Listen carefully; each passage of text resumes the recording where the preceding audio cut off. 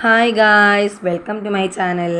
അപ്പോൾ ഇന്ന് നമ്മൾ ചെയ്യാൻ പോണത് കുറച്ച് ക്വില്ലിംഗ് ടൂൾസും പിന്നെ 5 ഷേപ്പ് ഞാൻ നിങ്ങൾക്ക് കാണിച്ചു തരാം. അപ്പോൾ ഫസ്റ്റ് നമ്മുടെ ക്വില്ലിംഗ് ടൂൾസ് നോക്കാവേ. അപ്പോൾ നമുക്ക് ഫസ്റ്റ് നമ്മുടെ ക്വില്ലിംഗ് ടൂൾ എന്ന് പറയുന്നത് നമ്മുടെ നീഡിലാണ്. നമ്മൾ നീഡിലിൻ്റെ ഇടയ്ക്കൊരു ഇങ്ങനെ ഒരു വര, ഒരു ഹോളൊരു സൈഡ് കാണും. ആ ഒരു സൈഡിലാണ് നമ്മുടെ പേപ്പർ ഇതേപോലെ ഒന്ന് ഇറക്കി വെച്ച് നമ്മൾ റോൾ ചെയ്ത് കൊടുക്കുക. അതാണ് നമ്മൾ നമ്മുടെ നീഡിൽ യൂസ് ചെയ്യാം.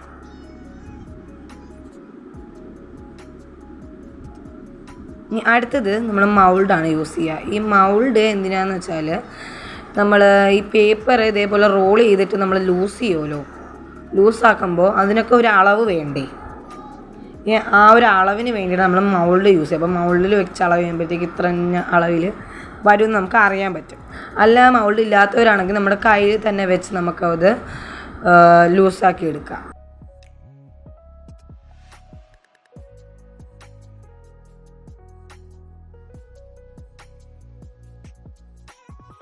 ഇതിനാണ് നമ്മുടെ മൗൾഡ് യൂസ് ചെയ്യുക. ഇനി അടുത്തത് ഇതില്ലെങ്കിൽ നമ്മുടെ ക്വില്ലിംഗ് ആട്ടം നടക്കില്ല ഗൈസ്.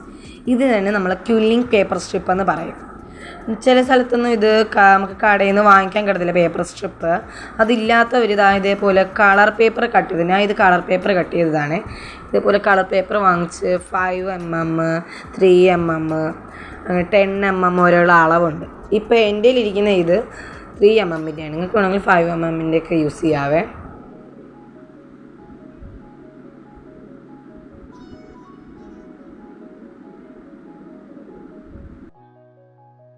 ഇനി അടുത്തത് കോമ്പ്. ഈ കോമ്പ് നമ്മൾ യൂസ് ചെയ്യുന്നത് വെച്ചാൽ ആ ഒരു നമ്മളെ ലീഫൊക്കെ ചെയ്യില്ലേ, ലീഫൊക്കെ ചെയ്യാനാണ് നമ്മുടെ കോമ്പ് യൂസ് ചെയ്യുക. ചില തരം ലീഫൊക്കെ ഉണ്ട്, അത് ചെയ്യാനാണ് നമുക്ക് കോമ്പ് യൂസ് ചെയ്യുക. ഇനി നമ്മൾ ഇതിൻ്റെ പേര് എനിക്കറിയില്ല ഗൈസ്, സ്നീസറോ പ്ലക്കർ, ഞാൻ പറയുന്ന പ്ലക്കർ എന്നാണ്, സ്നീസർ അങ്ങനെ എങ്ങാണ്ട് ഇതിൻ്റെ പേര്. അപ്പോൾ ഇത് നമ്മൾ യൂസ് ചെയ്യുന്നത് എന്തിനാണെന്ന് വെച്ചാൽ നമ്മളൊരു ഷേപ്പ് ചെയ്ത് ഇതേപോലെ ഗമ്മിൽ ഡിപ്പ് ചെയ്തെടുക്കണമല്ലോ. നമ്മൾ കൈ കൊണ്ട് ചെയ്താൽ ഇതേപോലെ ബ്രൗണിഷ് കളർ വരും നമ്മുടെ കയ്യിലും ആ പേപ്പറിലും. അതുകൊണ്ടാണ് നമ്മൾ സ്നീസർ യൂസ് ചെയ്യുക. സ്നീസർ കൊണ്ട് ഇതേപോലെ എടുത്ത് ഗമ്മിൽ ഡിപ്പ് ചെയ്ത് നമുക്ക് ഒട്ടിക്കാൻ പറ്റും. അത് നമ്മൾ സ്നീസർ യൂസ് ചെയ്യാം. അടുത്തത് ലാസ്റ്റ് ഫൈനൽ നമ്മുടെ ഫെവിക്കോൾ ഗമ്മ്. നമ്മൾ ഈ MR എന്ന് എഴുതിയിരിക്കുന്നതാണ് നല്ലതെന്ന് തോന്നുന്നു ഗൈസ്. ഇതൊരു പുതിയ തരം ഫെവിക്കോളാണെന്ന് തോന്നുന്നു. ഇത് വലുത് വാങ്ങിക്കുന്നതാണ് നല്ലത്. കാരണം നമ്മൾ ഇത് നല്ല കട്ടിയായിരിക്കും. അതോ നമ്മളിപ്പോൾ ഒരു ചെറുത് വാങ്ങിക്കുകയാണെങ്കിൽ ഇതേപോലത്തെ വാങ്ങിക്കുകയാണെങ്കിൽ ഭയങ്കര ലൂസായിരിക്കും, ഒട്ടാനൊക്കെ ഭയങ്കര പാടായിരിക്കും. അപ്പോൾ നമ്മൾ വലുത് വാങ്ങിക്കുന്നതാണ് നല്ലത്. ക്വില്ലിംഗ് കാർട്ടിൻ്റെ വലുതാണ് നല്ലത്. ഇനി എന്തിനെങ്കിലും അടപ്പിൽ കുറച്ച് ഗമ്മാക്കി കൊടുക്കുക കേട്ടോ. കാരണം നമ്മൾ ഡയറക്റ്റ് എടുത്ത് ഇത് നമ്മുടെ സ്ട്രിപ്പിൽ ഒഴിക്കില്ലല്ലോ. അപ്പോൾ അതിന് വേണ്ടിയിട്ടാണ് നമ്മൾ എന്തെങ്കിലും അടപ്പിൻ്റെ മുകളിൽ ഇതേപോലെ ഗമ്മാക്കിയിട്ട് ഒട്ടിച്ചു കൊടുക്കുന്നത്.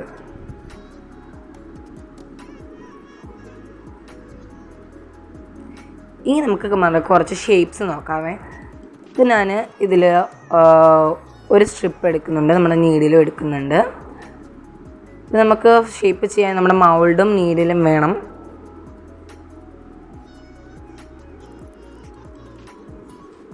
ഇങ്ങനെ ഒരു സ്ട്രിപ്പ് എടുക്കുക, എന്നിട്ട് ഇതേപോലെ നമ്മുടെ നീഡിൻ്റെ ഉള്ളിൽ ഒന്ന് വെച്ച് കൊടുക്കുക. എന്നിട്ട് ഇതേപോലെ ഒന്ന് റോൾ ചെയ്തെടുക്കാവേ. നിങ്ങൾക്ക് വേണമെങ്കിൽ ഇതൊന്ന് കൈ വെച്ച് വരെ ഒന്ന് ലൂസാക്കാം. ഇതേപോലെ ലൂസായി വരും കൈ വെച്ച് ചെയ്യുമ്പോൾ. അത് നിങ്ങൾക്ക് മൗൾഡില്ലാത്തവർക്ക് വേണമെങ്കിൽ അങ്ങനെ ചെയ്യാവേ.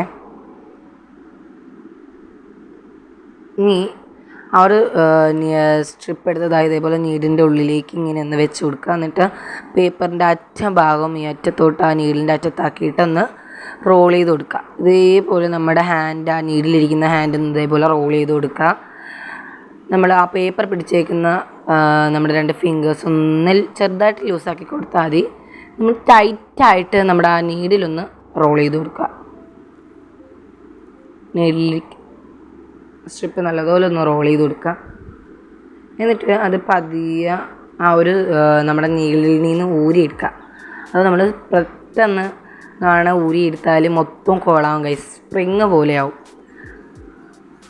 ഇനി നമ്മുടെ ആ ഒരു അറ്റം ഭാഗം വരുമല്ലോ, ഒട്ടാത്ത ഒരു ഭാഗം, ആ ഒരു ഭാഗത്ത് എന്തെങ്കിലും ഈർക്കിലോ അല്ലെങ്കിൽ നമ്മുടെ ബോൾ പെന്നിൻ്റെ ആ ഒരു ഒറ്റ ഭാഗമോ നമ്മൾ എഴുതുന്ന ആ ഭാഗമൊക്കെ എടുത്തിട്ട് അതിൽ കുറച്ച് ഗമ്മാക്കിയിട്ട് ഇതേപോലെ ആ ഒരു പേപ്പറിൻ്റെ ആ ഒരു അറ്റ ഭാഗത്ത് കുറച്ച് ഗമ്മാക്കി കൊടുക്കുക, എന്നിട്ടൊന്ന് പേസ്റ്റ് ചെയ്ത് കൊടുക്കുക.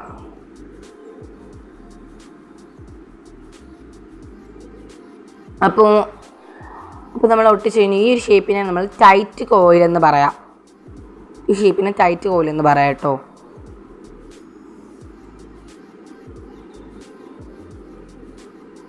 ഇനി അടുത്ത ഷേപ്പ് നോക്കാവേ. ഇനി അടുത്തത് ഒരു നേരത്തെ ചെയ്ത പോലെ തന്നെ നമ്മുടെ സ്ട്രിപ്പിൽ വെക്കുക. ഇത് ഇതേപോലെ ഒന്ന് റോൾ ചെയ്തെടുക്കാവേ.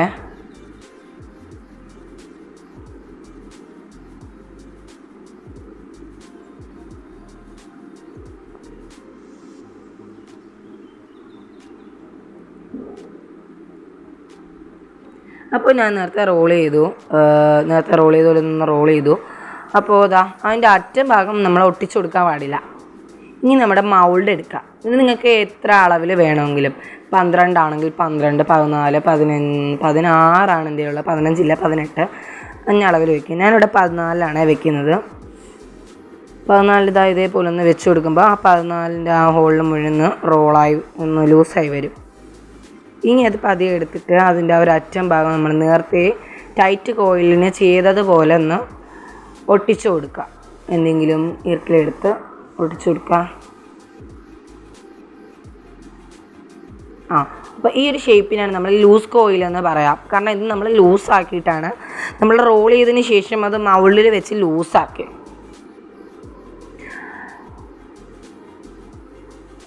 പക്ഷേ ഈ ഒരു നമ്മുടെ ടൈറ്റ് കോയിൽ എന്ന് പറയുന്ന ഷേപ്പ് കാരണം നമ്മൾ അത് ടൈറ്റാക്കി നമ്മുടെ നീഡിലിൽ വെച്ച് തന്നെ നല്ലോണം ഒന്ന് ടൈറ്റാക്കിയിട്ട് നമ്മൾ മൗൾഡിൽ വെച്ച് ലൂസാക്കിയില്ല. അപ്പോൾ അതുകൊണ്ടാണ് ആ ഒരു ഷേപ്പിന് ടൈറ്റ് കോയിലും ലൂസാക്കിയത് നമ്മൾ ലൂസ് കോയിലെന്ന് പറയാം. അടുത്ത ഷേപ്പ് നോക്കാം. ഇപ്പോൾ നമ്മൾ നേരത്തെ ചെയ്തെടുത്ത പോലെ ഒരു ടൈറ്റ് കോയിൽ ഉണ്ടാക്കുക. ഒട്ടിച്ചു കൊടുക്കാൻ പാടില്ല. നമ്മൾ എന്നിട്ട് അത് ലൂസാക്കാം.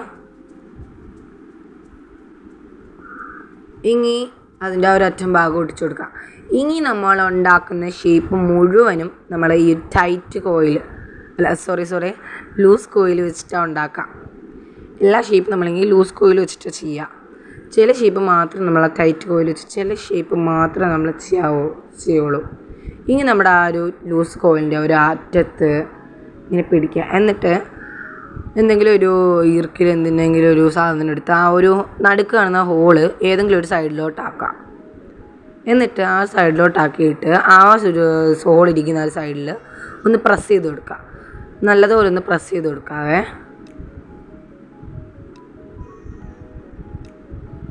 അപ്പോൾ നമുക്ക് ഇതേപോലത്തെ ഒരു ഷേപ്പ് കിട്ടും. ഈ ഒരു ഷേപ്പിനെ നമ്മൾ ടിയർ ഡ്രോപ്പ് എന്ന് പറയാം. കാരണം ഇത് മഴത്തുള്ളിയൊക്കെ പോലെയല്ലേ ഇരിക്കുക, കണ്ണീരിൻ്റെ തുള്ളിയൊക്കെ പോലെയല്ലേ ഇരിക്കുക.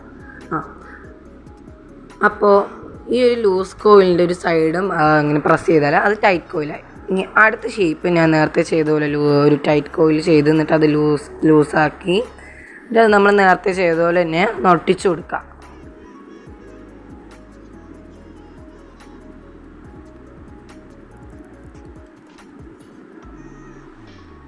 ഇനി നമ്മൾ നേരത്തെ ചെയ്ത പോലെ നമ്മുടെ ടിയർ ഡ്രോപ്പ് ചെയ്തില്ലായിരുന്നോ, ആ ടിയർ ഡ്രോപ്പ് ചെയ്ത പോലെ അതിൻ്റെ ഒരു സൈഡ് നമ്മൾ നേരത്തെ ചെയ്ത പോലെ ഒന്ന് പ്രസ് ചെയ്ത് കൊടുക്കുക.